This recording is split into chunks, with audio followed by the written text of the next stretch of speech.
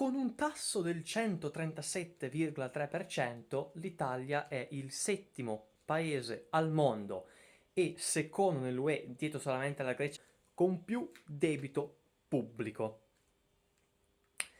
Ma facciamo un piccolo passo indietro, perché ieri il ministro dell'economia Giancarlo Giorgetti ha detto che l'Italia punterà a concludere l'anno con un rapporto deficit-PIL sotto al 3%. Il 3% è il massimo europeo. Ora, cosa c'entra deficit con debito pubblico?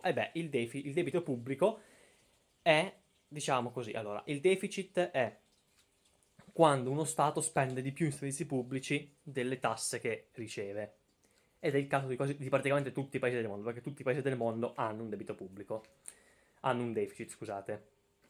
Invece il debito è l'insieme dei vari deficit, perché il deficit si riferisce solamente a un singolo anno e il debito è la somma di tutti gli anni in cui un paese è andato in deficit. Tu per ricorrere per riuscire a pagare le spese, anche se non hai abbastanza soldi, ricorri a prestiti e così formi il debito pubblico.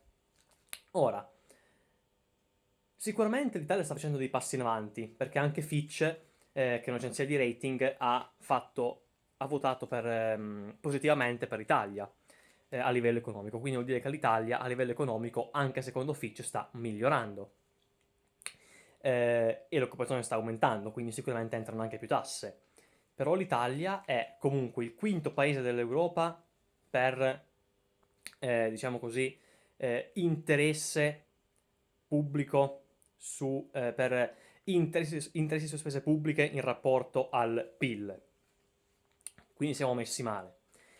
E è appunto il secondo paese dell'Unione Europea con più deficit. Ora, con più debito pubblico. Ora, sicuramente questo non è negativo e basta, perché comunque se c'è un debito pubblico alto vuol dire che c'è anche un grande numero c'è una forte presenza dello Stato, però sicuramente bisogna trovare un modo per diminuire questo debito pubblico. L'Italia, tra l'altro, spende tantissimo, e ripeto, tantissimo, quasi il 40% del PIL, 400 miliardi all'anno per protezione sociale. E poi tutte le altre spese pubbliche, quindi sanità, trasporti, sono in calo rispetto agli anni precedenti. Ma quella, la protezione sociale, è in aumento tutti gli anni.